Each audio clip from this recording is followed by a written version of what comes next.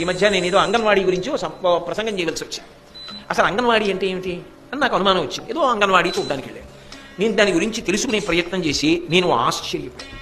నిజంగా మీరు నమ్మండి, దాని గురించి తెలుసుకున్నప్పుడు నాకు కళ్ళు చెమ్మగిల్లాయి. ఇంత పవిత్రమైన ఉద్దేశ్యమా అని.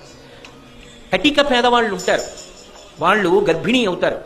గర్భిణీ అయినప్పుడు అయ్యో మనం ఇంత పోషకాహారం తినాలని కానీ, ఇంత పప్పు తినాలని కానీ, ఏదో వారానికి ఒకసారి కోడిగుడ్డు తినాలని కానీ, ఓ పండు తినాలని కానీ, ఈ రక్త పరీక్ష చేయించుకోవాలని కానీ వాళ్ళకి ఏమీ తెలియదు.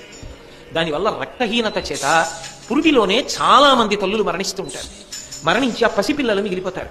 ఆ పసిపిల్లలు వాళ్ళు పేదరికంలో ఉన్నవాళ్ళు ఆ పిల్లల్ని సరిగ్గా పెంచలేక ఇంట్లో ఏడుస్తూ ఉండిపోయి వాళ్ళు అకాల మరణానికి గురైపోతారు.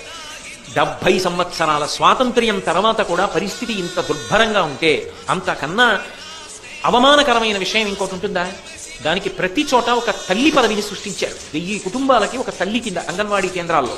ఆమె ఏం చేస్తుందంటే తనకు తెలిసిన 1000 కుటుంబాల్లో ఎవరైనా ఒక పేదరాలు గర్భిణి అయితే ఆమె దగ్గరికి వెళ్ళి కూర్చోపెట్టుకుని ఒక కన్న తల్లిలా, అమ్మా నువ్వు గర్భిణివి, నీకు రక్తం తగ్గిపోకూడదమ్మా, నీకు హిమోగ్లోబిన్ ఎంత ఉండాలి అని రోజు ఆమెకి బియ్యం, ఏదో వారానికి ఇంత కందిపప్పు పప్పు, వారానికి ఇన్ని కోడిగుడ్లు, ఆమెకి ప్రసవం అయిన తర్వాత పిల్లకి కావలసిన పాలు, తల్లికి కావలసిన పాలు, ఇంకా అవసరమైతే వాళ్ళని తీసుకెళ్లి వైద్యశాలలో పెద్ద వైద్యుల్ని కలిసి ఆమెకి చేయించవలసిన వైద్య సేవ.